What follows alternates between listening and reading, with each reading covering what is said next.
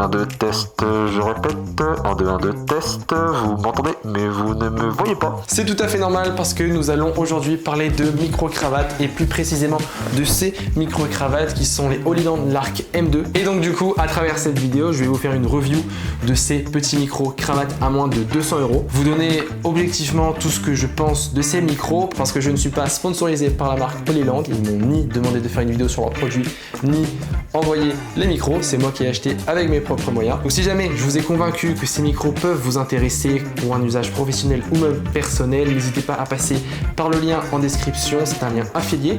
Et si vous passez par ce lien, c'est gratuit, ça ne vous coûte rien. Et en plus de ça, moi ça me permet de me soutenir pour la chaîne YouTube et donc par la suite de faire d'autres vidéos sur du matériel. Alors, il faut savoir que moi, j'ai acheté le pack combo, donc c'est-à-dire le pack qui comprend deux récepteurs, donc deux TX, donc comme celui-ci que j'ai actuellement sur mon t-shirt.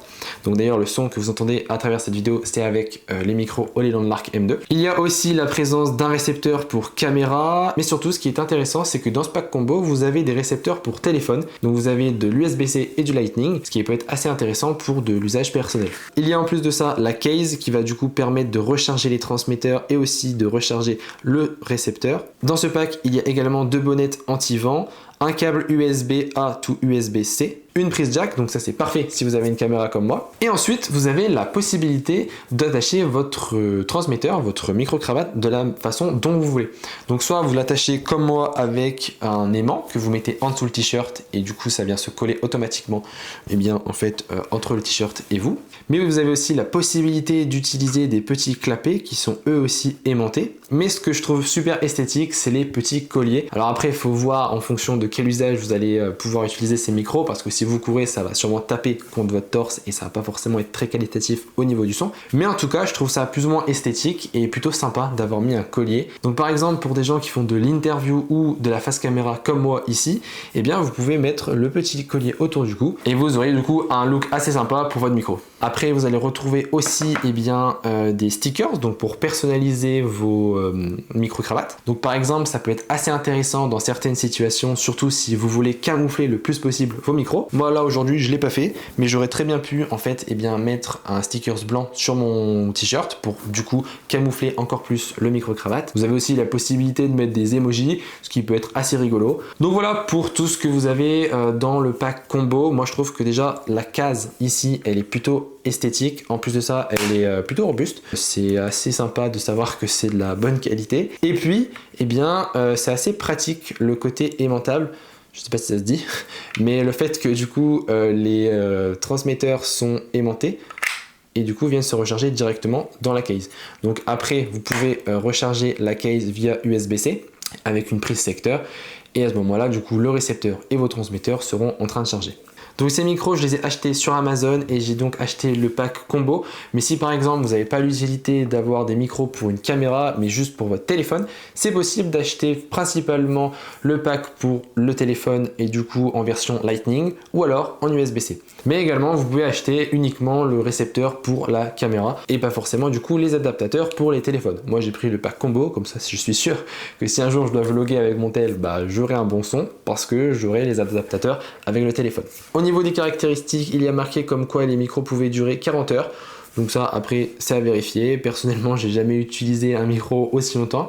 Au niveau du poids, ces petits micros font à peine 9 grammes. Donc franchement, c'est très léger là-dessus. C'est pas du tout encombrant. Ça fait pas un petit poids sur le t-shirt. Et en plus de ça, l'aimant est plutôt résistant. Donc tout à l'heure, je suis allé essayer en extérieur et le micro n'a pas bougé un poil, alors qu'en plus de ça, j'ai couru. Donc c'est plutôt assez résistant. Ça tient bien.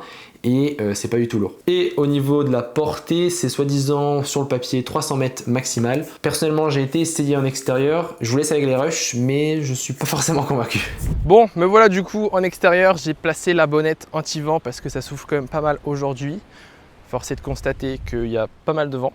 Je crois qu'il y a à peu près 30 ou 35 km/h. Donc vous voyez bien que ça fonctionne plutôt bien. Ça réduit quand même pas mal le vent.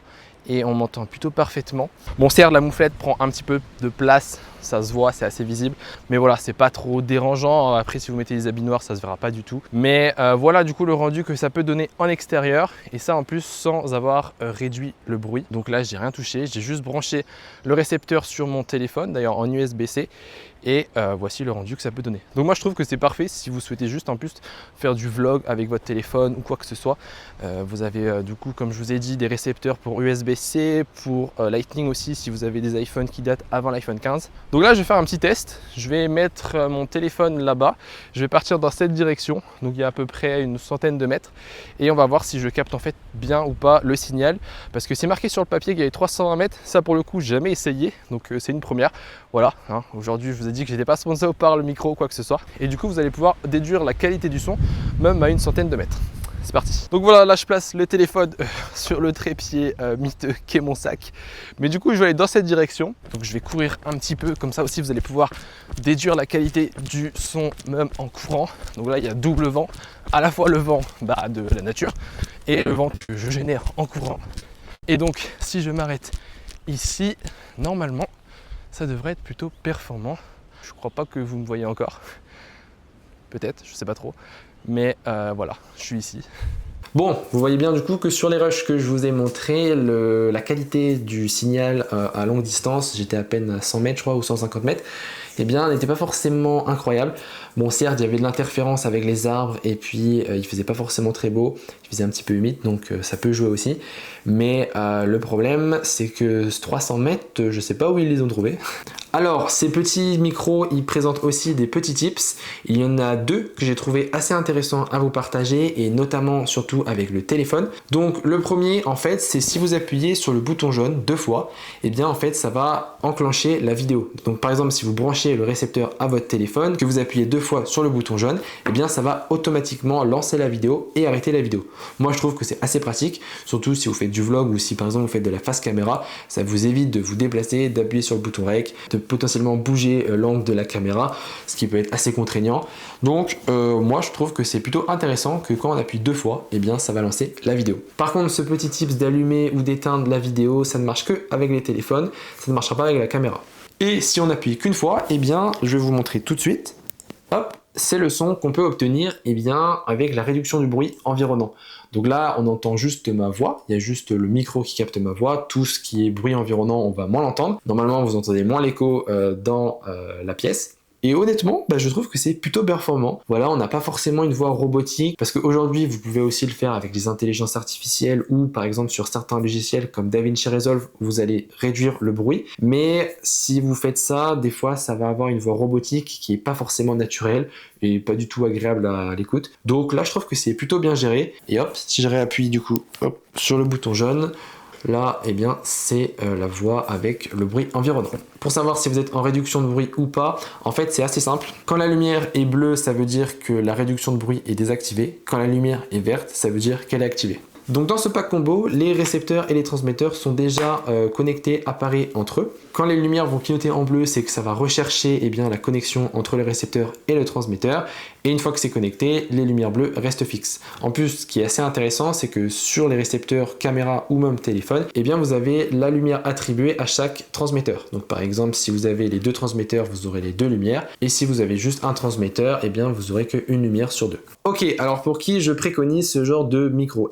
Sachez que je préconise ce genre de micro à la fois pour de l'usage personnel et aussi à la fois pour de l'usage professionnel. Honnêtement, c'est des micros qui sont assez intéressants pour faire de la multi-interview, donc par exemple avec 2 personnes.